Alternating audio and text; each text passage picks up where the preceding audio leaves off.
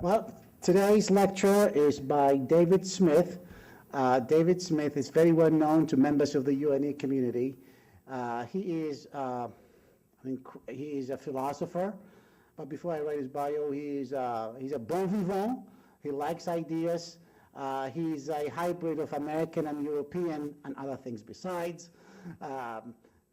He likes good food and other things too. So David Livingston Smith is Associate Professor of Philosophy at the University of New England. Born in New York City, he spent much of his life in London, where he was director of the graduate program in psychotherapy at Regent's College. He earned his PhD in philosophy at the University of London, King's College, where he worked on problems in the philosophy of psychology.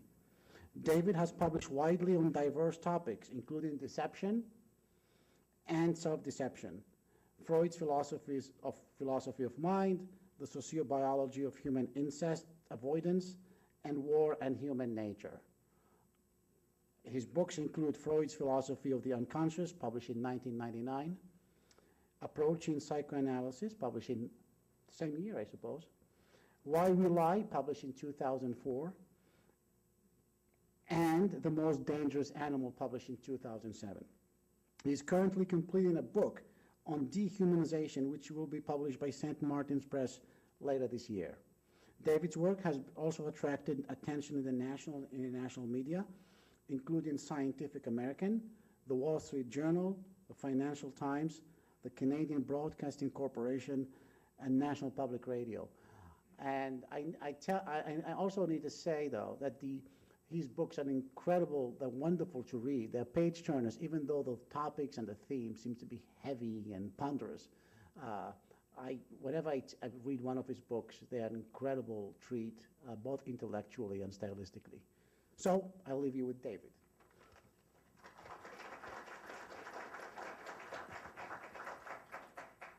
Thank you, Anwar, and thank you for that very generous introduction, and for inviting me to speak here.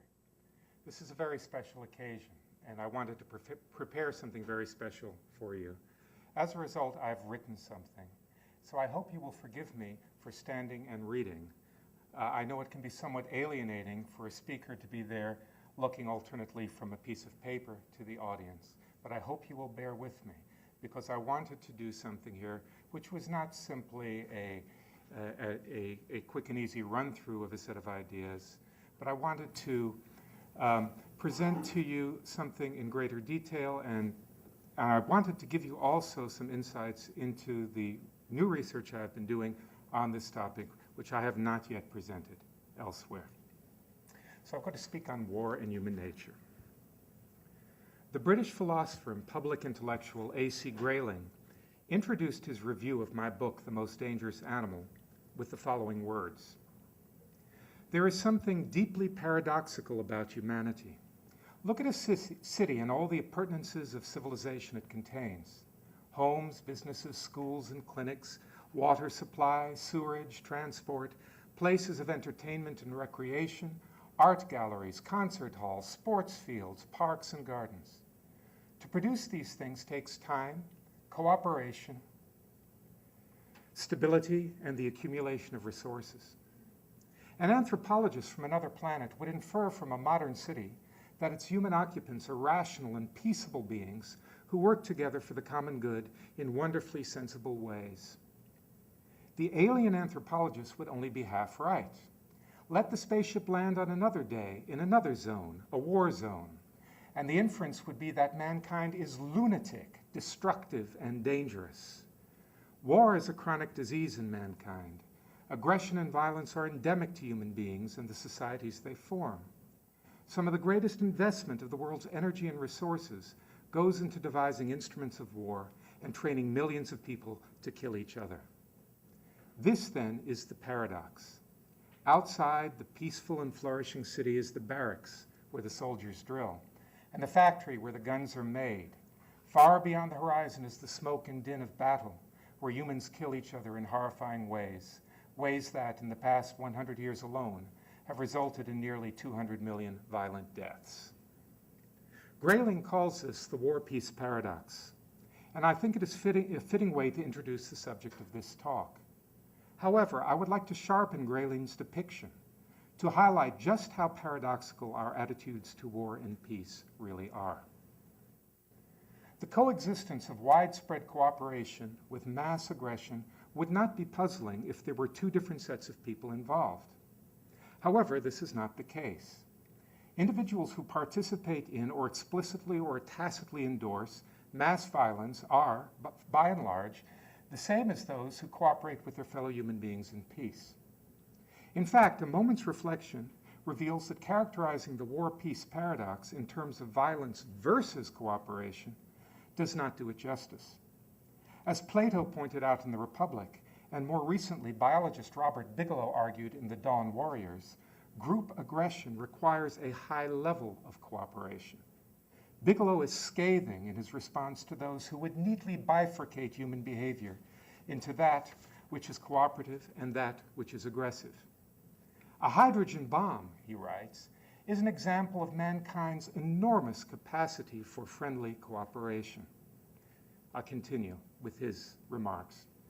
Its construction requires an intricate network of human teams, all working single-mindedly with single-minded devotion towards a common goal. Let us pause and savor the glow of self-congratulation we deserve for belonging to such an intelligent and sociable species. Without this high level of cooperation, no hydrogen bomb could be built. But without an equally high potential for ferocity, no hydrogen bomb ever would be built. We are without doubt the most cooperative and the most ferocious animals that have ever inhabited the earth. These considerations dissolve the apparent paradox. In-group cooperation does not conflict with out-group aggression, any more than the redness of an apple conflicts with its sweetness. But there's more here than mere logical incompatibility. War demands a high degree of cooperation. In a Hobbesian state of nature, where every individual is set against every other, war would be impossible. War requires cohesion. The more cohesive a military unit is, the more altruistically its members behave towards one another, the more deadly it becomes. Still, there's a different paradox waiting in the wings. There can be little doubt that we Homo sapiens have a penchant for collective violence. This side of human nature has been recognized from time immemorial. It was eloquently described by the elderly Sigmund Freud in one of his most mordant assessments of human nature. Writing in 1930 on the eve of the catastrophe which would condemn 3 of his sisters to the infernal ovens of Treblinka, and a 4th to death by starvation in Theresienstadt, and cause him to flee as a refugee to the United Kingdom, Freud remarked that men are not gentle, friendly creatures wishing for love who simply defend themselves if they're attacked, but a powerful measure of desire for aggression has to be reckoned as part of their instinctual endowment. As a result, their neighbor is for them not only a potential helper or sexual object, but also someone who tempts them to satisfy their aggressiveness on him, to exploit his capacity for work without compensation, to use him sexually without his consent, to seize his possessions, to torture, and to kill him. Sadly, it is a truism to say that our history has been a bloody one.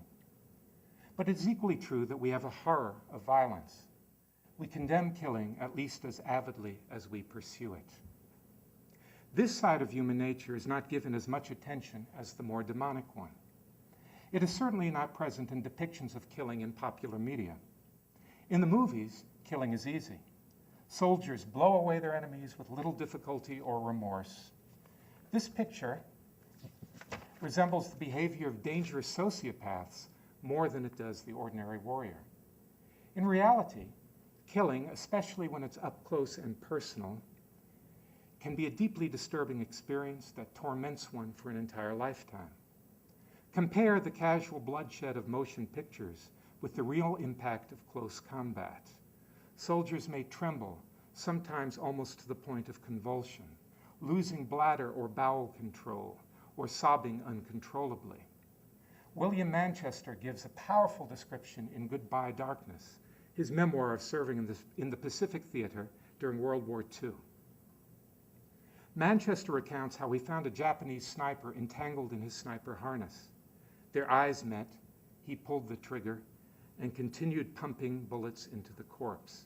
Manchester writes, "A feeling of disgust and self-hatred clotted darkly in my throat, gagging me. Jerking my head to shake off the stupor, I slipped another fully loaded magazine into the butt of my .45. Then I began to tremble, and next to shake all over. I sobbed, in a voice still grainy with fear, 'I'm sorry.' Then I threw up all over myself.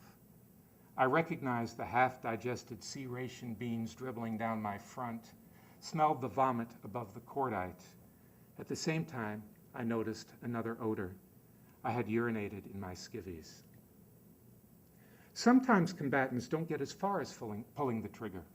The picaresque U.S. Army historian S.L.A. Marshall wrote in his classic 1947 book, Men Against Fire, that most of the riflemen that he interviewed in World War II had great difficulty firing their weapon, even when their lives were endangered, and many did not fire at all, or fired but aimed high. One infantry platoon leader recalled, "Squad leaders and platoon sergeants had to move up and down the firing line, kicking men to get them to fire." Our deep-seated reluctance to kill may throw light on the psychiatric sequelae of combat. Clinical psychologist Rachel McNair has found that there's a correlation between the type and intensity of psychiatric syndromes in the aftermath of combat and the experience of killing, or the belief that one has killed. Vets who know or believe that they have killed are especially prone to experience nightmares, flashbacks, and intrusive thoughts, as well as depersonalization, a sense of unreality, self-hatred, panic attacks, and feelings of disintegration. Killing can drive us crazy. Now, how can these facts be squared with our seeming passion for bloodshed and atrocity? How can these diverse and apparently contradictory poles of human nature be subsumed under a single explanation? One way to come to grips with how inhibitions against killing are overcome is to examine situations in which men kill with exuberance and abandon. One such circumstance is killing at a distance. Inhibitions against killing are particularly salient in close combat, but dropping bombs from an airplane, using long-range artillery, or operating an unmanned drone flying through Afghan airspace from a control center thousands of miles away insulates the killer from the consequences of his or her actions. Under these conditions, killing is not psychologically real. There are other circumstances in which men, and increasingly women, unleash lethal aggression against an enemy and do so without the benefit of physical distance. They do this by creating psychological, or better, moral distance between themselves and their targets. Let's examine 3 examples to see what can be learned from them. Example 1, the rape of Nanjing. In December 1937, for a period of 6 weeks, Japanese soldiers killed, mutilated, raped, and tortured thousands of Chinese civilians. The details are set out in Honda Kasiuchi's harrowing book, The Nanjing Massacre. A Japanese journalist confronts Japan's national shame. Kasiuchi lets both the perpetrators and the survivors speak for themselves. One former staff sergeant testified that, quote, "There was one who forced a pregnant woman to come along with him, stripped her naked, and drove a sword into her swollen belly. There was another who tied a woman hand and foot between 2 trees, stuffed a hand grenade up her vagina, and exploded it. The soldiers amused themselves by talking about the horrible things they had done to women." End of quote. Another sergeant confessed that because a woman's crying infant was interfering with his rape of her, he, quote, "took a living human child, an innocent baby that was just beginning to talk, and threw it into boiling water." End of quote. The mind reels at such horror. How can ordinary men do such things? Yoshio Tsuchiya, another Japanese veteran, tells us the answer. "We called the Chinese chankoro. That meant below human, like bugs or animals. The Chinese didn't belong to the human race. That was the way we looked at it. Suchiya describes how he was ordered to bayonet unarmed Chinese civilians and what it was that enabled him to comply with this order. Quote, "If I thought of them as human beings, I couldn't have done it," he observed, "but I thought of them as animals or below human beings." Example 2, the Russian front. During the campaign against the Soviet Union, Hitler's Wehrmacht took the lives of 23 million Soviet citizens, roughly half of them civilians. It was a killing spree. In the words of Rutgers historian Omer Bartov, a campaign of murder and destruction which dispensed with all previous accepted norms of conduct. In the Nazi worldview, Russians were equated with Jews and were therefore thought of as Untermenschen, subhuman. This was driven home by a glossy magazine that hit German newsstands in the run-up to the invasion. Entitled The Subhuman and edited by Reichsführer SS Heinrich Himmler, it was aimed at educating the German public about the alarming threat posed by, quote, mulattoes and Finn-Asian barbarians, gypsies and black-skinned savages, headed by the eternal Jew. Creatures that are beasts in human form. The text begins with a quotation from Himmler himself, dated 1935, which sets the tone for the pages to follow. Quote, "As long as there have been men on earth," he expounds, "the struggle between man and the subhuman will be the historic rule. The Jewish-led struggle against mankind, as far back as we can look, is part of the natural course of life on our planet. One can be convinced with full certainty that this struggle for life and death is just as much a law of nature as the struggle of an infection to corrupt a healthy body." He goes on to state, "Just as the night rises against the day, the light and dark are in eternal conflict. So too is the subhuman the greatest enemy of the dominant species on Earth, mankind. The subhuman is a biological creature, crafted by nature, which has hands, legs, eyes, and mouth, even the semblance of a brain. Nevertheless, this terrible creature is only a partial human being. Not all of those who appear human are, in fact, so. Although it has features similar to a human, the subhuman is lower on the spiritual and psychological scale than any animal. Inside of this creature lies wild and unrestrained passions, an incessant need to destroy, filled with the most primitive desires, chaos, and cold-hearted villainy." There are 50 more pages of this stuff, accompanied by photographs of sinister-looking Jews and Russians, filthy hovels, desecrated churches, and piles of corpses to illustrate the mass atrocities that Jews are wont to commit. Illustrations of degradation are just juxtaposed with pictures of their wholesome Aryan counterparts. The illustrations have captions like "subhuman horde," "the mud huts of the subhuman," and "wanton murder by subhumans." As military historian Mary R. Habeck comments, quote, "Soldiers and officers thought of Russians and Jews as animals that had to perish. Dehumanizing the enemy allowed German soldiers and officers to agree with the Nazis' new vision of warfare and to fight without granting the Soviets any mercy or quarter." While the architects of the final solution were busy implementing their program of racial hygiene, the Russian Jewish poet and novelist Ilya Ehrenberg was composing propaganda for distribution to Stalin's Red Army, writing of the smell of Germany's animal breath, and describing Germans as two-legged animals who have mastered the technique of war, and ersatz men who should be annihilated. In a piece entitled "Kill," he wrote, "The Germans are not human beings. If you kill one German, kill another. There's nothing more amusing for us than a heap of German corpses. Do not count days, do not count miles. Count only the number of Germans you have killed. Kill the German. This is your old mother's prayer. Kill the German. This is what your children beseech you to do. Kill the German. This is the cry of your Russian earth. Do not waver. Do not let up. Kill." This wasn't idle talk. When the tide of war finally turned, a torrent of Russian forces poured into Germany from the east, and their inexorable advance became an orgy of rape and murder. Example 3, the Rwandan genocide. What is perhaps the most notorious genocide of the late 20th century exploded in Rwanda in 1994. The genocide was foreshadowed in popular media, principally the magazine Kangura, Awaken. A year before the genocide erupted, Kangura published a notorious article describing the Tutsi as vile subhuman creatures. Quote, "We began by saying that a cockroach cannot give birth to a butterfly. It is true. A cockroach gives birth to another cockroach. The history of Rwanda shows clearly that a Tutsi always stays the same, that he is never changed. The malice, the evil, are just as we knew them in the history of our country. We are not wrong in saying that a cockroach gives birth to another cockroach.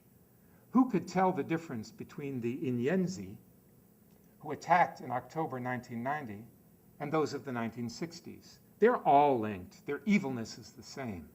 The unspeakable crimes of the Inyenzi today recall those of their elders, killing, pillaging, raping girls and women, etc. In the space of 3 months, around 800,000 Tutsi and moderate Hutus were shot, burned, hacked, and bludgeoned to death by marauding mobs. As the passage from Kangura indicates, Tutsis were called Inyenzi, cockroaches. Rakia Omar, director of the human rights organization Africa Rights, affirms that, quote, "In Rwanda, they referred to Tutsis as cockroaches. They were not human beings. They said, 'Don't worry, you're not killing humans like you. You're killing some vermin that belongs under your shoe. You're killing cockroaches,' which is," end of quote, which is why a secret military operation against the Tutsi had the code name Operation Insecticide. The Tutsi were also called rats, vermin, disease, snakes, sometimes weeds. Slogans like, "Tutsis cause problems and must be exterminated with their eggs.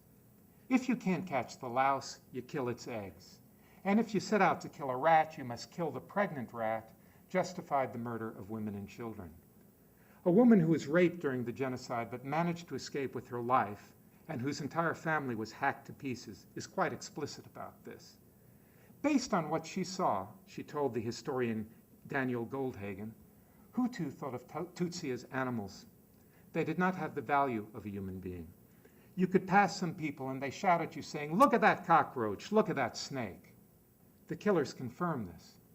One man who took part in the bloodbath informed Goldhagen that his comrades did not know that the Tutsi were human beings because if they had thought about it, then they wouldn't have killed them. He said, "Let me include myself as someone who accepted it. I wouldn't have accepted that they, the Tutsi, are human beings." These examples were not cherry-picked. I could equally well have used others. Although they're examples of 20th century carnage, the phenomenon that they illustrate is not uniquely modern. We find its telltale footprint in texts dating from the dawn of history. Nor is it uniquely Western. The tendency to dehumanize those whom we kill, torture, oppress, or enslave appears to be entrenched in our ways of thinking. There's an obvious reason why this should be. Dehumanizing others, considering them to be subhuman creatures, frees us from the burden of moral restraint. So dehumanization dissolves the war-peace paradox. If our enemies are subhuman creatures, we can exterminate them while sustaining a heartfelt opposition to taking human life. Explanatory puzzles have a way of proliferating. Solve one, and another quickly arises in its place. Now, having understood how dehumanization dissolves the war-peace paradox, we are left with the puzzle of dehumanization. Before I began studying dehumanization, I assumed that there was a substantial, if not enormous, scholarly literature on the topic. I was wrong. Apart from a small number of papers by social psychologists, there have been practically no effort by scholars to analyze dehumanization and identify the processes underpinning it. Given that dehumanization is widely acknowledged as a key factor in war, genocide, and other forms of human atrocity, its neglect by the academic community is nothing short of astonishing. Over the past five years, I've been working to develop a theory of dehumanization. It would exceed the limits of this presentation to set it out in detail. So I will confine myself to just one aspect of it. And even here, I must of necessity give you a highly condensed account, gesturing at an analysis rather than spelling it out in full. The word dehumanization entered the English language early in the 19th century. From the outset, it had many meanings, and this is still true today. Have a look at articles in the popular press or in scholarly journals, and you will read that automatic ticketing machines in airports dehumanize customers by turning them into cattle, that pornography dehumanizes women, that triathlons dehumanize athletes, that technology dehumanizes education, and that the treatment of prisoners at Guantanamo Bay dehumanizes them. Given this unruly tangle of meanings, anyone who writes about dehumanization should explain what they take the word to mean. In this, I will follow Abraham Lincoln's lead in his final debate with Stephen Douglas. The 1858 Lincoln-Douglas debates revolved around the issue of slavery. Douglas openly argued that when the Founding Fathers proclaimed that all men were created equal, they used the word men to refer to white men, and that slavery ought therefore to be permitted in the new territories of the American West. Lincoln disagreed.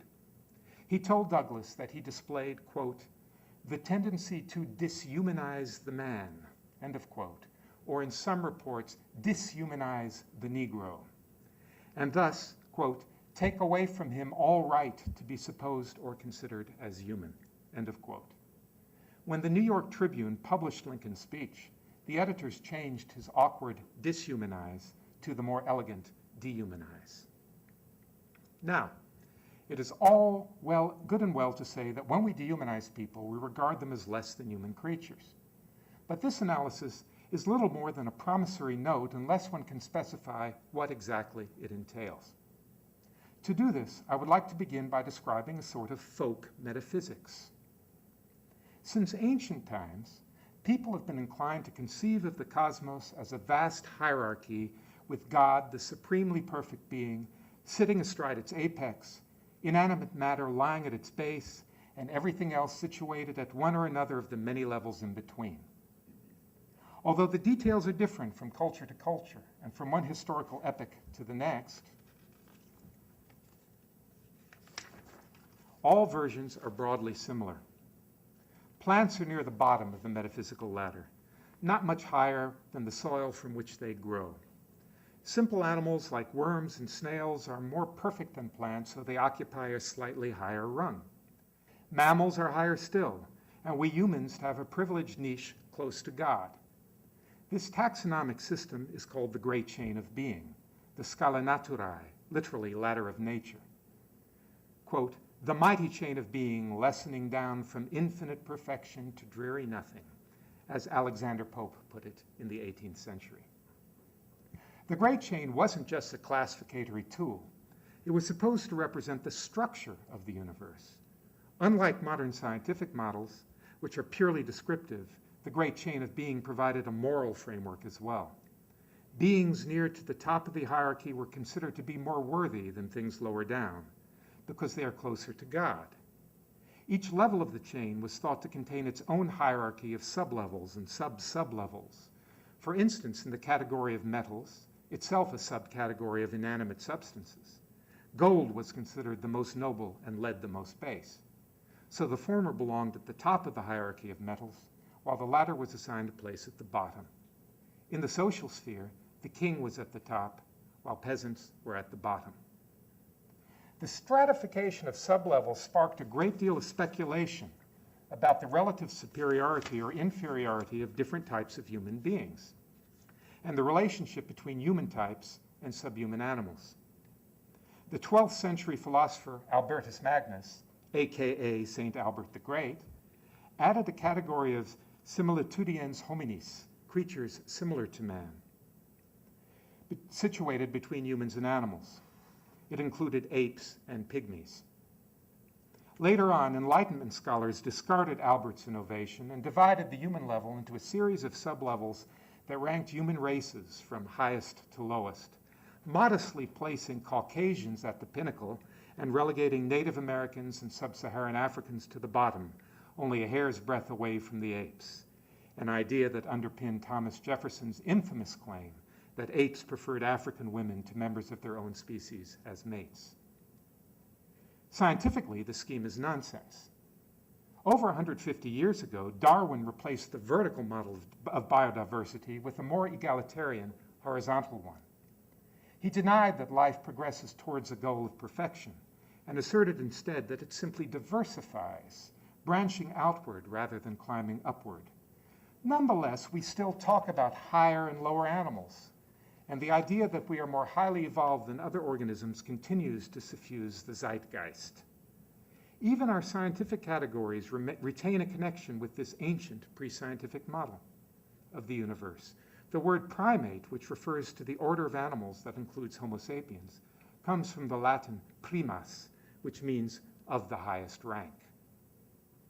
Perhaps we still cling to the idea of an ordered cosmic hierarchy because, status-obsessed primates that we are, we cannot help unconsciously projecting onto the cosmos the socially stratified character of human societies, with their hierarchies of wealth, class, and power. Or perhaps it is because moral values would disappear if we denied that some beings have greater intrinsic worth than others. I suppose even the most ardent animal rights activist must admit that the life of a human being is more precious than that of an earthworm or a potato. Whatever the reason, the principle that some lives have greater value than others is central to our worldview. It's also indispensable to the notion of dehumanization. For the very notion of subhumanity, of being less than human, depends upon it. It is only in the context of the great chain of being that dehumanization becomes intelligible. When we dehumanize others, we demote them to a lower rung on the cosmic ladder. Although ostensibly human, those on the receiving end of the dehumanizing impulse are conceived to be a different, less worthy sort of creature. But this, too, is perplexing. How is it possible for a being that is physically indistinguishable from humans to be anything but human? The answer lies in another feature of folk metaphysics. It's essentialism. The Roman Catholic Mass, more specifically the miracle of transubstantiation, illustrates the point rather well. In the Mass, bread and wine are miraculously transformed into the body and blood of Christ. The bread and wine do not symbolize Christ, they are Christ. The Eucharist is conceived as a theophagic act. But how can things that look, smell, and taste exactly like bread and wine be the body and blood of Jesus? To explain this, the Church drew on the Aristotelian distinction between the appearance of a thing and its essence. The idea is roughly as follows. There's something about everything that makes it the kind of thing that it is. This is called its essence. Things also possess more superficial characteristics which can be modified or lost without changing what the thing is. These are called accidental properties, properties a thing just happens to have but which it doesn't need to have. I will call them appearances. In the Mass, then, the substances consumed appear to be bread and wine, but their essence is that of God's flesh and blood. There's something about the human mind that makes essentialism almost irresistible. In recent years, cognitive anthropologists have demonstrated that people the world over make a basic distinction between how things seem and how they really are. Developmental researchers have found that children do so too from quite a young age. Mounting evidence suggests that essentialistic thinking is part of our cognitive design. Philosophers have done quite a bit of thinking about essences, but before I delve into their ideas, I need to introduce a notion that plays a prominent role in the discussion, the concept of natural kinds. To get a handle on it, imagine that there are several pieces of jewelry spread out on a table in front of you. There are rings and brooches, pendants, bracelets, and earrings. Now, some of these are made of silver, and some of them are made of gold. Further, imagine that you're asked to arrange these pieces of jewelry into groups on the basis of what kind of things they are. There are lots of ways you might perform this task. One way to do it would be to put all the earrings in one pile, all the bracelets in another, all the brooches in a third, and so on, making 5 piles in all. Another method would be to make just 2 piles, one for all the gold jewelry and another for all the silver jewelry.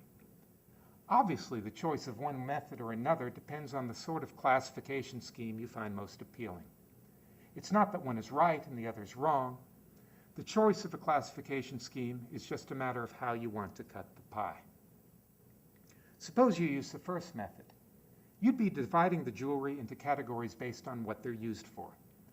Philosophers call these artificial kinds because they pertain to human artifice rather than real divisions out there in nature. They are, so to speak, classifications of convenience. But if you perform the task in the second way, putting all the gold jewelry into one pile and all the silver into another pile, you would be classifying them as natural kinds, as kinds of things that exist objectively in nature, independent of our taxonomic practices. Let's dig a little deeper. Suppose that one of the earrings was made from white gold, and because the earring looked like silver, you placed it in the silver pile. If you had done that, you would have made a mistake, because something's being gold or silver isn't determined by how it looks. Objects belong in the gold category only if they are made from atoms with atomic number 79. And those that fall into the silver category must have atomic number 47. Atomic numbers define the essence of gold and silver. This has the startling implication that centuries ago, before the advent of modern chemistry, nobody knew what gold and silver were. Of course, they could distinguish between gold objects and silver objects and got it right most of the time, but they didn't know what it was about these things that made them gold or silver. However, even in those far-off days, people suspected that there was a hidden something that determined whether an object was made of gold, silver, or some other substance. The medieval alchemists, the intellectual ancestors of today's chemists, spoke of the souls of metals. The soul or essence of a metal was supposed to be something distinct from its appearance or body, something that made it the kind of metal that it is. Interestingly, the alchemists saw this as analogous to the soul or essence of a human being. The Polish alchemist Michael Sendigovius, for one, made this point quite explicitly in a tract entitled The New Chemical Light. He wrote, "The bodily nature of things is a concealing outward vesture. If you dressed a boy and a girl of 12 years of age in exactly the same way, you would be puzzled to tell which was the boy and which was the girl. But when the clothes are removed, they may be easily distinguished. In the same way, our understanding makes a shadow to the shadow of nature. For our human nature is concealed by the body in the same way as the body by the clothes." The notion of the soul of gold, or any other natural kind, functioned as a placeholder for a mysterious unknown. Although Sendigovius's text dates from the early modern period, it expresses a view that originated in antiquity, or even in prehistory, reflecting, as it does, our seemingly innate and irrepressible tendency to believe in essences. The 17th century English philosopher John Locke wrote one of the most influential discussions of natural kinds and their essences, one that is still discussed today. Locke speculated in his monumental Essay on Human Understanding that members of natural kinds have an unobservable real essence that accounts for their observable properties. He illustrated the point with a gold ring. "The particular parcel of matter," Locke wrote in his characteristically tortuous literary style, "which makes the ring I have on my finger by most men supposed to have a real essence, whereby it is gold. This real essence is distinct from the ring's peculiar color, weight, hardness, fusibility, fixedness, and change of color upon a slight touch of mercury." But it explains why the ring has these features. He goes on to conjecture that the real essence of gold must be located in its microscopic structure. This essence, from which all these properties flow, when I inquire into it and search after it, I plainly perceive that I cannot discover. The furthest I can go is only to presume that it being nothing but body, its real essence or internal constitution on which these qualities depend, can be nothing but the figure, size, and connection of its solid parts, of neither of which having any distinct perception at all, I can have any idea of its essence. Today we marvel at Locke's prescience. Although he couldn't have known that the stuff his ring was made from had atomic number 79, he knew that there must be something about it that made it gold. Like the alchemists before him, Locke applied the same general pattern of reasoning to human beings. This is Locke. First, it is usual for men to make the names of substances stand for things as supposed to have certain real essences, whereby they are of this or that species. Who is there almost who would not take it amiss if it should be doubted whether he called himself a man with any other meaning than of having the real essence of a man? And yet if you demand what those real essences are, it is plain that men are ignorant and know them not. Now, essentialistic thinking works for chemical kinds like gold and silver, but it does not work for biological species. There is no hidden essence that makes something a dog or a cat or a human being. Indeed, one of Darwin's greatest achievements was to show that species are not discontinuous packages, but merge with one another through intermediate forms. And this is where our instinctive essentialism leads us astray. If we are not careful, it's easy to become entangled in the belief that each kind of organism, including Homo sapiens, contains a hidden something, a soul, if you will, that makes it the kind of creature that it is. And it is this that accounts for its superficial attributes, just as the atomic structure of a gold ring underpins its color, weight, and malleability. This way of thinking opens the door to the possibility that essence and appearance can come apart. That is, a creature can have the appearance of humanity but lack the human essence. Just as fool's gold may look very much like gold while lacking its chemical essence, so subhumans can look very much like humans while lacking their human essence. They are, so to speak, counterfeit humans. It's not surprising, then, that the discourse of dehumanization typically involves the idea that members of a certain population are not what they appear to be. This is usually implicit, but sometimes it is quite overt.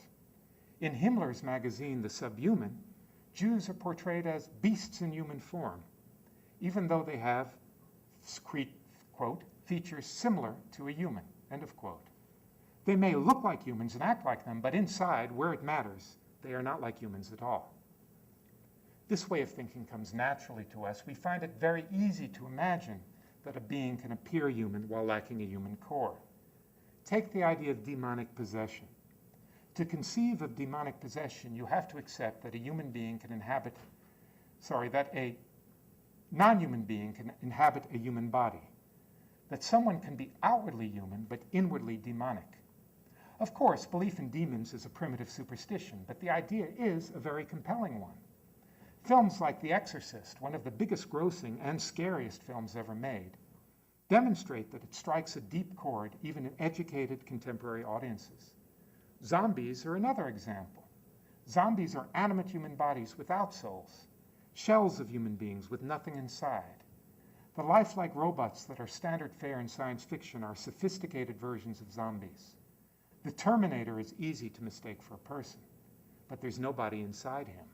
He's a humanoid, not human. If I'm right, when one group of people dehumanizes another, they imagine that although the latter may look human, in the idiom of the subhuman, they have hands, legs, eyes, and mouth, even the semblance of a brain, they lack that inner spark that only humans possess. Not all of those who appear human are in fact so, the subhuman warns. Woe to him who forgets it. If subhumans are not really human, then what are they? This brings us to the sub in subhuman. They are beings that have the essence of a lesser entity, typically dangerous predator, poisonous animal, carrier of disease or disease organism, parasite, traditionally filthy animal or bodily product, especially feces. In the subhuman, they are described as a vector of infection first. Then, a bit later, they are pictured as nocturnal animals living in fetid environments. Quote, "The subhuman is united with his peers, like beasts among beasts, never knowing peace or calm. The subhuman thrives in chaos and darkness. He's frightened by the light. These subhuman creatures dwell in the cesspools and swamps, preferring a hell on earth to the light of the sun. But in the swamps and cesspools, the subhuman has found its leader, the eternal Jew." The text also hints at their predatory characteristics by mentioning their wild and unrestrained passions and their incessant need to destroy. Dehumanization does not always conform to the specific patterns that I have just described, although they are the most common ones. Sometimes dehumanized people are thought of as domestic animals, as when the Sudanese Janjaweed referred to black Darfurians as donkeys, or as monkeys, baboons, or apes, as the German and Dutch colonists in Namibia called the Herero and Nama, whom they slaughtered in the first genocide of the 20th century. Very occasionally, they're portrayed as invasive or undesirable plants, for example, when Hutus called Tutsis weeds. Because the subhuman condition is determined by one's essence, it is typically thought to be a permanent condition. Subhumans can't become humans any more than frogs can become princes. As the text of Himmler's The Subhuman puts it, the subhuman will always be a subhuman. Belief in the unchangeability of the subhuman condition is linked to another assumption. Subhumanity is thought to be inherited, passed down by parents to their offspring. Even innocuous infants carry the dangerous subhuman essence within them. The principle "nits make lice" was invoked to justify the murder of Native American children along with their parents, and Rwandan Hutus adopted slogans like "you must kill the pregnant rat" as an injunction to murder pregnant Tutsi women. Often, the subhuman essence is imagined to be carried in the blood. The notion of blood purity had an obvious bearing on one of the fundamental problems confronting the Nazi program of racial hygiene. It was vital for the Nazis to find some way to reliably distinguish subhumans from humans. During the 1930s, German biologists launched a research program with the aim of discovering the distinctive traits in subhuman blood. The abject failure of these efforts caused Hitler to reorient his racial policy. From that point on, remarks Duke University historian Claudia Kuntz, the burden of proof shifted away from the natural sciences to the social sciences and the humanities. The new race experts were literary and legal scholars, linguists, historians, geographers, and anthropologists, rather than physicians and biologists. As Hitler admitted in a letter dictated to Martin Bormann, we use the term Jewish race merely for reasons of linguistic convenience. For in the real sense of the word, and from a genetic point of view, there is no Jewish race. The Jewish race is above all a community of the spirit, presenting sad proof of the superiority of the spirit over the flesh. The historical examples that I have offered this evening might lead you to assume that dehumanization is no longer a force to be reckoned with, and that it poses no danger for us here and now. So, before concluding, let me say a few words about dehumanizing rhetoric in contemporary culture. Although dehumanization seems to come naturally to us, it can also be aroused, exacerbated, and exploited by propaganda. It is common knowledge that prior to and during the 1994 genocide, government radio broadcasts characterized Rwandan Tutsis as cockroaches, and that Nazi Germany had a massive propaganda apparatus that was largely devoted to painting horrifying pictures of Jews and other supposedly racially inferior groups. Now let's look a little bit closer to home. On September 4th, 2007, the Columbus Post-Dispatch published a cartoon portraying Iran as a sewer, with a swarm of cockroaches pouring out of it. The subtext was obvious. "I find it extremely troubling that your paper would behave like Rwandan Hutu papers that also publish cartoons depicting human beings as cockroaches," responded one reader, calling for them to be stamped out, leading to genocide. While another wrote, "Depicting Iranians as cockroaches spewing out of a sewer was a vile slur on the Iranian people. Cartoons like this only caused the neoconservative drums of war sounding for a disastrous military attack against Iran to beat louder." 3 years earlier, when the Abu Ghraib scandal became public, Rush Limbaugh, the most popular radio broadcaster in the United States with over 13 million listeners, described the prisoners who had been killed, raped, tortured, and humiliated by or at the behest of U.S. military personnel as less than human. "They are the ones who are sick," fumed Limbaugh. "They are the ones who are perverted. They are the ones who are dangerous. They are the ones who are subhuman. They are the ones who are human debris, not the United States of America, and not our soldiers, and not our prison guards." Limbaugh's view of the detainees was shared by members of the U.S. military establishment and, presumably, the men and women who abused them. Brigadier Brigadier General Janice Karpinski was the commander of Abu Ghraib at the time. She later disclosed that Major General Jeffrey Miller, the man in charge of the military prison at Guantanamo Bay, had told her to make sure that the prisoners were treated like subhuman animals. Quote, "He said they're like dogs, and if you allow them to believe at any point that they're more than a dog, then you've lost control over them." End of quote. Michael Savage, the pseudonym of Michael Allen Weiner, another immensely popular radio host whose syndicated program is followed by 8 to 10 million listeners, I left off the verb in that sentence. Like Limbaugh, Savage derided the detainees as subhuman and vermin, and suggested that forcible conversion to Christianity is, quote, "probably the only thing that can turn them into human beings," end of quote. And in words uncannily reminiscent of Adolf Hitler's diatribes against the Jews, Neil Bortz characterized Islam as, quote, "a deadly virus spreading through Europe and the West," end of quote, adding, "we're going to wait far too long to develop a vaccine to find a way to fight this."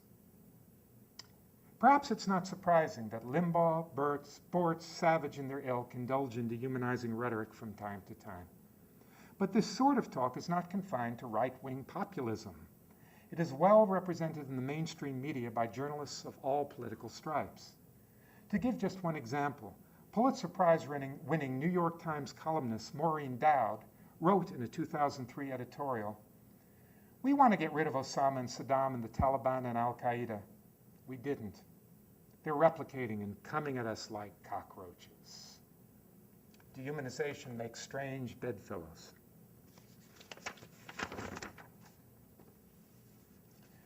Further evidence can be found in newspaper headlines dealing with the war on terror.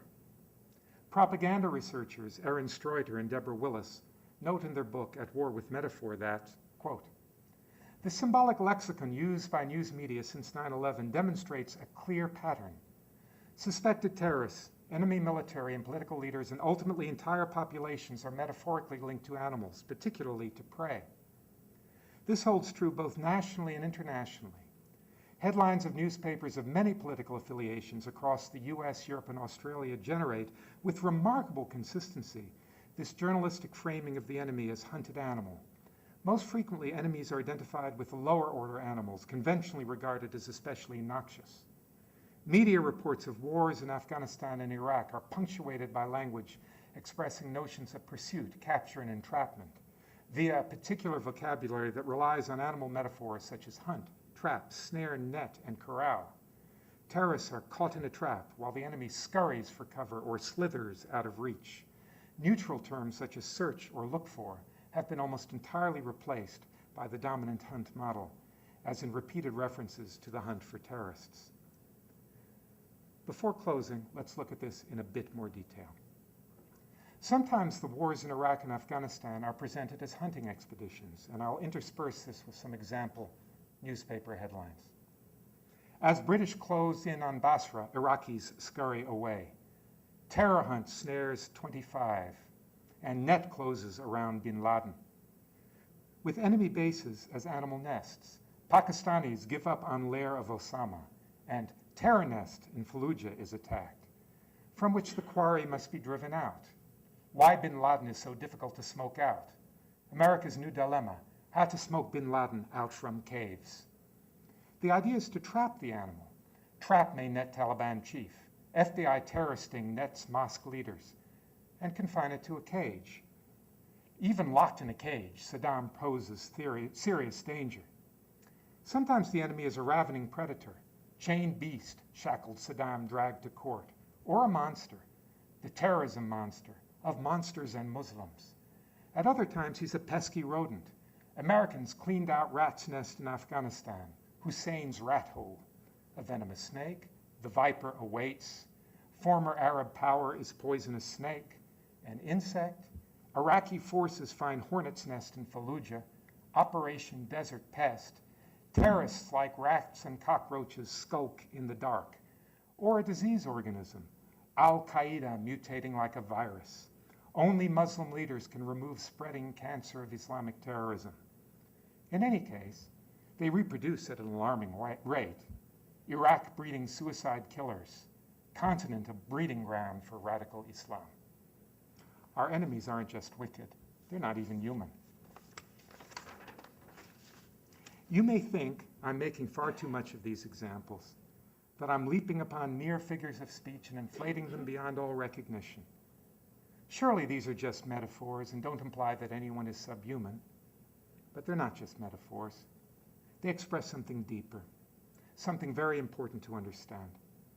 Thinking of a person as subhuman is not the same as calling them names. Merely calling someone a rat or a cockroach is an act of verbal aggression, an effort to hurt them. It's a way of saying to a person that they are repulsive, despised, or unwanted. But dehumanizing a person means thinking of them as less than human. When the Nazis called Jews Untermenschen, this wasn't intended to hurt them.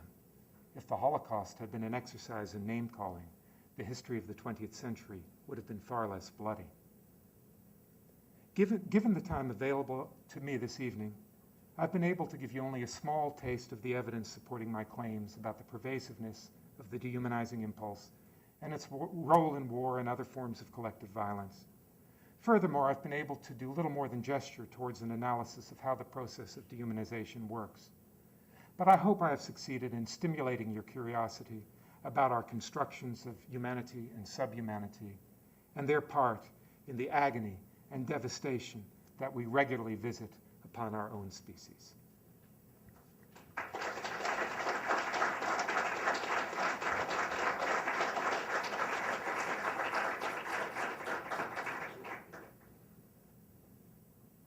I'm happy to take questions.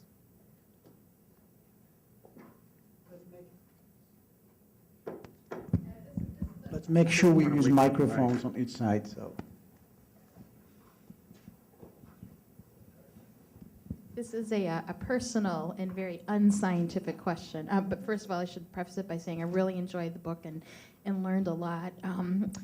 And it was very eye-opening. What is your opinion on the peace movements and Peace Action Maine and what, after reading your book, I feel like we should be doing something. But I just wanted to get your comments on peace movements throughout the U.S. and if you think they're necessary, relevant, that sort of thing. Any movement towards peace, I think, is a good thing. I think it's very important for people who are genuinely interested in peace to understand what they're dealing with, understand the forces, not only the social forces, but the forces in human nature which make peace difficult to achieve. So I suppose my comment is those who are genuinely interested in peace should become interested in war, violence, and all these more horrible sides of human nature that they're trying to deal with. Otherwise, how can you possibly disarm these tendencies if you don't know what you're dealing with?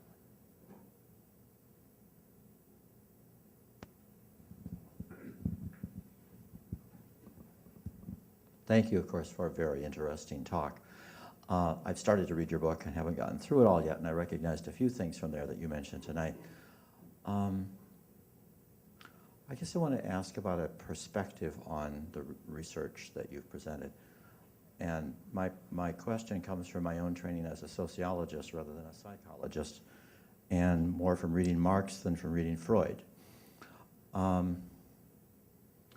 It seems obvious that the kinds of things you've described are based in human biology and genetics, that this is something we are. This is a potentiality that we have, and it's a malleability that we have, which can be manipulated under circumstances and make it difficult to get out of wars, make it easier to get into wars. That if soldiers believe the other side is vermin, you don't have to kick them in the pants as much to make them fire their rifles. Yeah.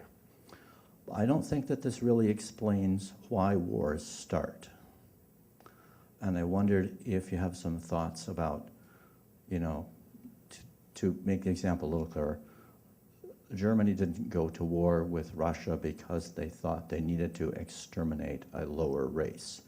This idea came along after Hitler had decided this was important for German survival. So Where do we go next in looking at the causes of war as well as our delight in them? Oh, well, I think war is a very complex subject. And the reason I chose to investigate war and human nature is simply there's very, very little literature on this, surprisingly. There are tens of thousands of books on the American Civil War alone, and very little of this looks at this war or any other war as a human phenomenon. And wars are causally complex, and we need to take into consideration geopolitical concerns and economic concerns and complex historical concerns and so on and so forth. In my own view, and I'm by no means anything even remotely approaching an expert on the causes of war, my own view is war is theft. I mean, we go to war primarily to steal stuff from other people.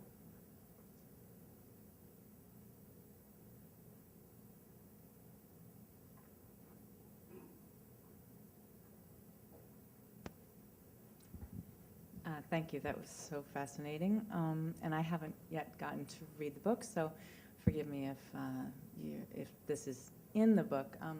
I'm wondering if there's anything to be gained by looking to see if there's sort of an equal and opposite mechanism or process that we experience when we, in terms of how we elevate some people, right? You know, we have dehumanization, but do we superhumanize or Yes. adore or glorify or worship? Because, you know, we do that in such a cooperative way, right? Just like we dehumanize in a cooperative way.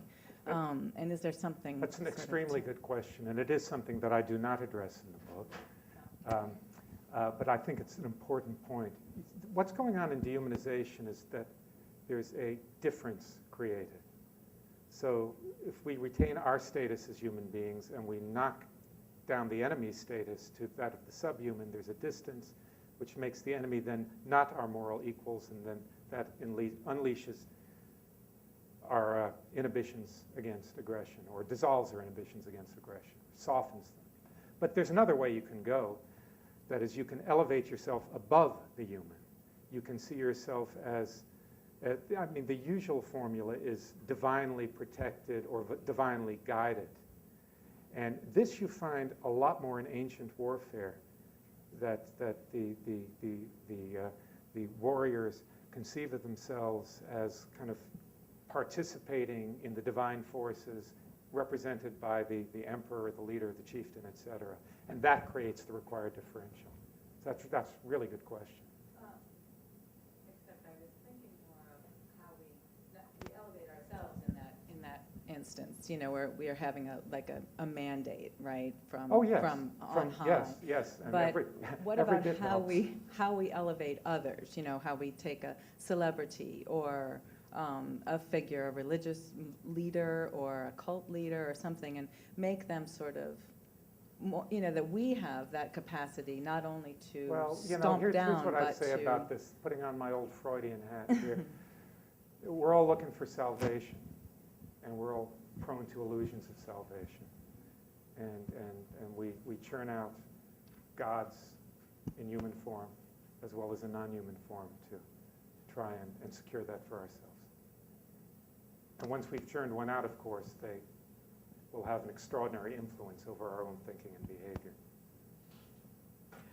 I wonder how you equate your ideas about war and human nature to racism in our country, because a lot of what you said makes me think, you know, about the history of racism and how it continues as a systemic force.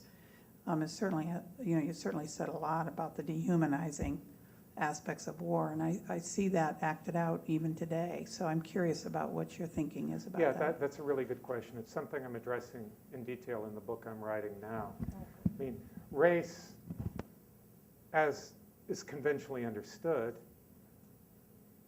is a special case of creating these human kinds with essences. The actual categories have really flexible boundaries. 100 years ago, Italians were considered a race, and Irish were considered a race, and so on and so forth. And much the same, racist language that was used 50 years later to talk about African Americans was at that time applied equally to Eastern Europeans, Irish, and Italians. So we do have this propensity to discriminate humankind on the basis of attributing a hidden, immutable essence to them, and also to discriminate quasi-humankinds or sub-humankinds. So racism is part of this whole general phenomenon. It's really not at all distinct. David, I was wondering, women just joined the front lines not too long ago, probably in the last decade, and still are not, serving on some, Yeah. like subs.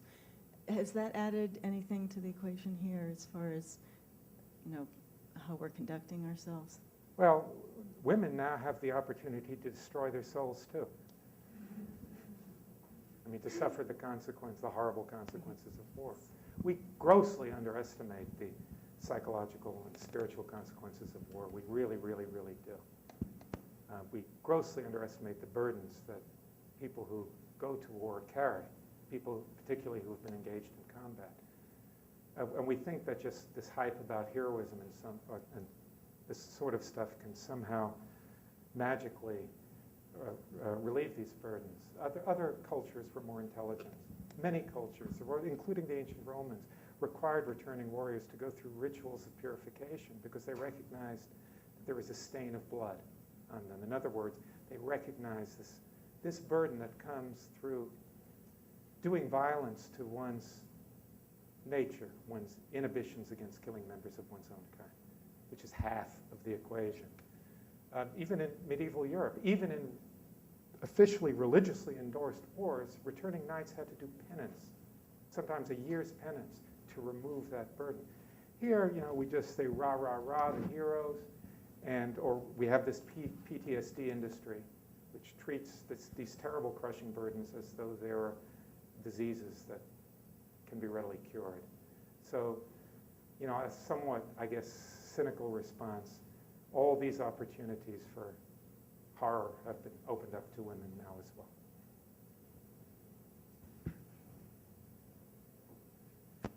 I want to ask you one very focused theoretical question about your paradigm, the way that you're trying to analyze this really fascinating problem, and then a really broad question. So the first question,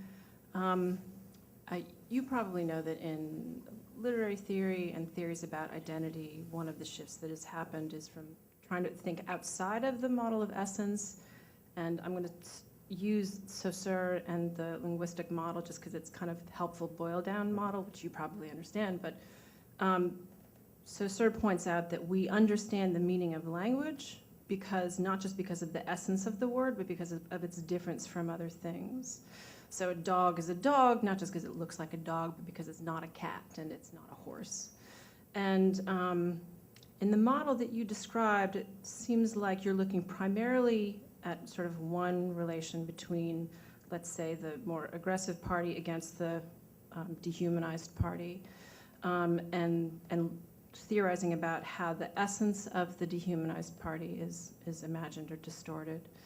And I'm wondering if it would be helpful to think also about how the satisfactions of that kind of distortion are also related to the identification with, let's say, among the Hutus. It's not just that the Tutsis are dehumanized cockroaches, but that they are not Tutu, and Jews are not just Jews, they're non-Aryan. Yes.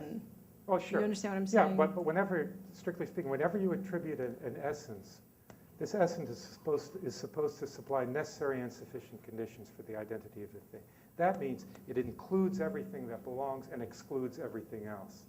So when we're talking about essences, we're talking about both vectors there. We're talking about what makes things hang together and what differentiates them from everything else. But if what's puzzling to us is why we dehumanize one group, one way of understanding it is that it reinforces one's sense of identification with the non-dehumanized group, and there's a kind of obvious enjoyment, pleasure, investment in that kind of thing. I don't think that's going to work because it's quite possible. I mean, there's a lot of research on in-group and out-group biases and attitudes, and it's not a necessary consequence of of in-group solidarity to dehumanize an out-group. That's something extra. There are certain biases that come with in-group solidarity. We tend to judge people by a double standard.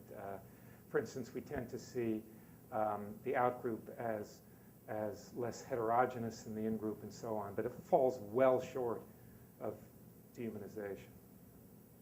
And then my really broad question is just about representation and popular culture, because you touched on that regularly, and Yeah. I don't know if you want to talk more about that. That was a really compelling catalog you offer at the end of the talk about just journalistic language. I guess all I can say is there's a lot of it. I mean, no one has pulled all this stuff together.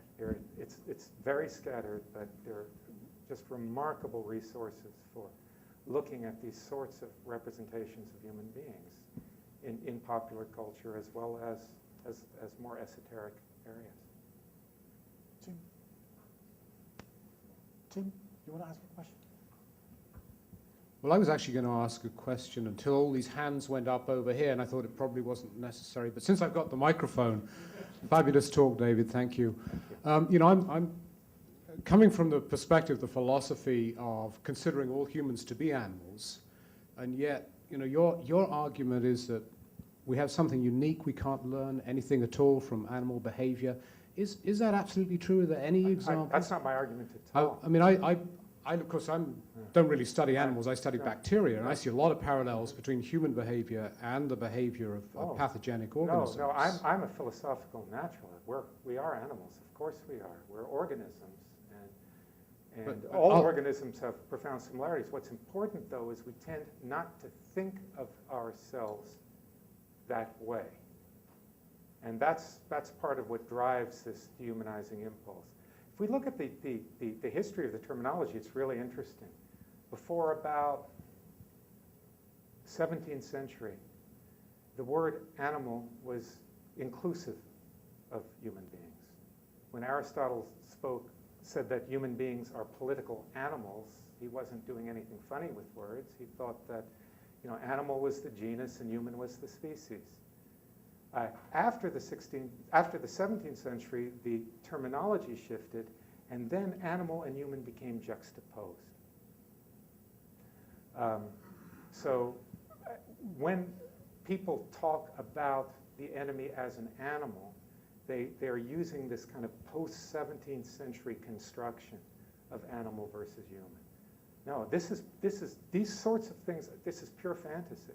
I mean, when we imagine ourselves as having some kind of divine spark that provides us with some special essence of what we are, and that this differentiates us from everything else, that is scientifically it's utter nonsense. In fact, work in philosophy of biology shows pretty clearly that there are a few dissenters to this, but it's generally accepted that there's no such thing as a species essence. There's nothing definite that sets one species apart from another.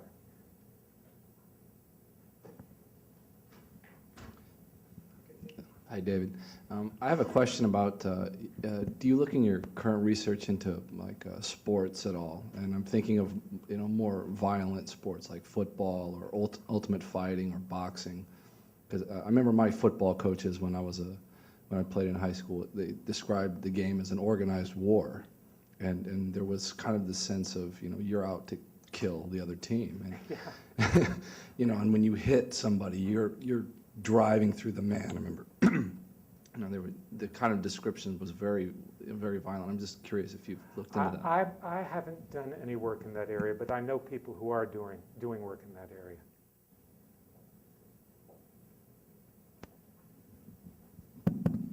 You mentioned PSTD, and I'm curious if you're aware of any studies that show that distancing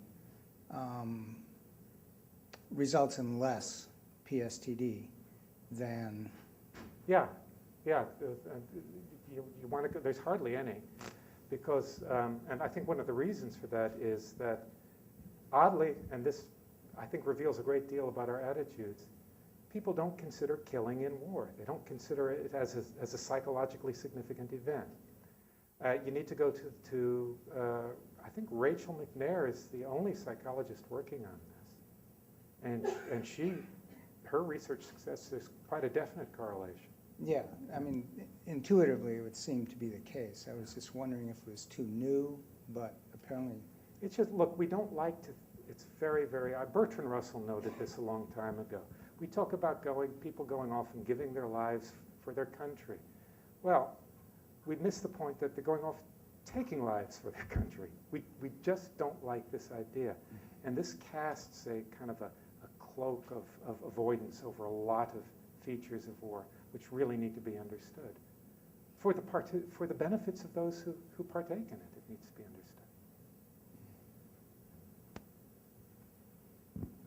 David, I'm curious about not only the war in human nature, but the sport in human nature that was just mentioned. It seems to me that there's a paradox here where if you dehumanize those that you're trying to control, then in fact you're devaluing them, and there's really no success. And that's why in sport, typically the goal is to honor, the ideal goal is to honor your opponent. Because then we go in and if you win, it's because you were better that day. And so it's kind of interesting. I wonder if you look back and historically and see whether or not in the end devaluing has left those individuals less than who they hoped to be, because they weren't up against something that was more challenging or was up for the battle, so to speak. Yeah, this is an argument that David Grossman makes with respect to the Vietnam War. There was a great deal of dehumanization in the Vietnam War, and Grossman suggests that because that was a contributing factor to veterans coming back not feeling that there was anything worthy in what they did, and he thinks that in turn was a contributing factor to psychological complications. The problem in war is always, there are many problems in war, but an important problem of war is combat motivation. How do you get people to do horrible, horrible, horrible things? So we have a trade-off there, perhaps. On one hand, aggression needs to be released. Dehumanization is a way that releases lethal aggression. On the other hand, there may be considerations like those that you pointed out. And it's kind of there's a trade-off. Yeah, sort of relevant to that, I just read this week a piece that the highest incidents of suicide in the Nazi army were the death camp killers when they had to actually shoot prisoners. So they were so happy when the gas chambers came along because then the suicide rate among the Nazis went down because, and it may be, sort of just the point that we've been talking about, it wasn't meeting a worthy opponent on the field of battle sort of thing, but it was this really gross act of looking people in the eye and shooting Yeah, well, them. it's up close. Right. It's up close. That's terrible. Now, a lot of people in Nazi Germany, they couldn't stomach this stuff at all. Yeah. People in the Einsatzgruppen, the mobile death squads. And Yeah. actually, we have a kind of mythology about that because we assume, of course, they would be executed. In fact, the Nazi commanders were really quite tolerant of this. People were always given the option. They didn't have to do the dirty work. Psychological clinics, psychotherapeutic clinics were set up to treat, SS men with aching consciences and so on and so forth. And a lot couldn't take it. But yeah, that makes perfect sense. Yeah. And the one point I didn't understand in your talk, David, Yeah. when you said that triathlons, that we dehumanized, because I'm thinking of them as like these super, sort of this other point, that those are Well, the I know ultimate nothing about athletes. triathlons, but you will, if you search, you will find articles on that topic. Triathlons dehumanize athletes. Okay. So the point being that the term dehumanization is used in a variety of ways, and we really need to be specific about what we mean by You talked a little bit about natural selection in the book. Yeah, who is speaking? Right here. Oh, yeah. And the thing that I found fascinating was that if there were a peaceful branch and a warlike branch, the peaceful branch long ago got wiped out. Oh, with that, I'm not sure what you're talking about, actually, what you're referring to in my book. Was this like a thought experiment? Well, it was, I think, going back when you were talking about the chimpanzees. Oh, no, and but, and you would have two branches, oh, no, the but warlike no, ones. the other peaceful ones were not wiped out. You're referring to the common chimpanzee and the bonobo, Pan troglodytes and Pan paniscus. So these are, genetically, they're equally related to us. You know, chimpanzees generically are our closest living relatives, and one way that scientists try to draw conclusions about our common ancestor is to look at similarities between the chimps and ourselves, on the assumption, and it actually doesn't necessarily follow it, this is just conjecture, on the assumption that we both get those traits from our common ancestor. Now, the problem posed here is that the chimpanzee group, there are these two different animals, chimps, who are strikingly similar to us in a number of respects. They're fiercely hierarchical. And for our purposes, what's most interesting is they engage in something like war. That is, they will have organized attacks against neighboring groups. Whereas bonobos, they have been studied less in the wild, and there's a lot of kind of glamorization of bonobos. But generally, bonobos are not, they're not violent creatures. They engage in a great deal of recreational sex, which humans do as well. Females are dominant amongst bonobos. Males are dominant amongst chimpanzees. Again, that's a generalization, but it generally holds. And so some people want to say, well, the bonobo model is a better way for understanding human beings. We're more like the bonobos. Well, in certain respects we are, but we don't have to look at them. Just look at our history, look at our behavior. And some of our more unpleasant characteristics we see mirrored in the common chimpanzee. Jane Goodall, the great authority on chimpanzees, even suggested that there is a chimp equivalent of dehumanization. Because when the chimps attack other chimpanzees from neighboring groups, they behave the way they do when they're hunting for monkeys, which is a favorite food. So as Goodall suggested, they seem to de-chimpize other chimps. Hey, David. I've been thinking a little bit about something you said earlier, which you talked about in ancient times. There was an ascription of divine authority. Yeah. And I'm curious about that over time, because I have to say in the last 10 years or so, it seems to me like leaders on both sides of the Iraq War also asserted a divine authority, Yes. and it seems like that hasn't shifted much historically. Well, I think it has shifted somewhat in that these sorts of things don't produce generally the same level of conviction as they once did. But yes, that is, I believe, is still a very important force.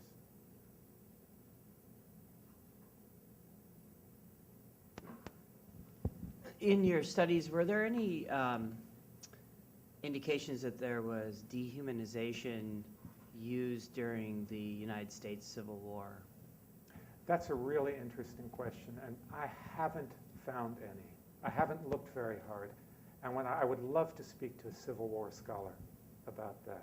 It's particularly fascinating because of the close relationship between the two sides. I will bet that there was. There was. I will bet that there was. Okay, so David, I just wanted to ask you maybe to speculate on something that's been bugging me, and it has to do with the current war situation that we seem to be doing this about. You know, it's not really going on. And I'm just wondering, you know, from my retrospect to the Vietnam era, and you had the artists led by John Lennon, saying things like, we're not dehumanizing, doing things like bagism, saying, if you think about it, there is no essence. The bagism was if we all get in a bag, we can't see what cultural diversity we're from. You can't tell our race, as we use that term. And that seemed to strike something of the human chord, saying, yeah, we need to stop dehumanizing and start to raise awareness towards peace. And I guess my question is, what's happened? The artists are all sort of cowering away, or only responding to natural disasters. Oh, well, let's all get together and raise awareness because of the terrible thing that happened because of earthquakes, because we can't control natural disasters. But in the meantime, there's disaster all around us. With we're the nation at war. So I just wonder, if you speculated, what happened to the peace impulse? Ask someone else. Ask the sociologist. I don't know.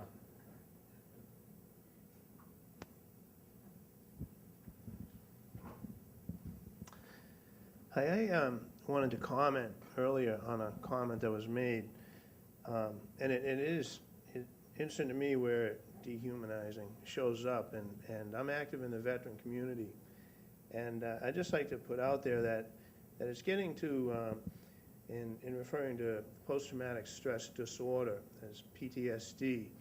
In fact, it's a lot of people are feeling that it really should just be PTS, because it's really not a disorder. If you can understand sometimes what situation that person that is suffering had to deal with, what's going on as a natural attempt at a healing process. So I just wanted to throw that out there.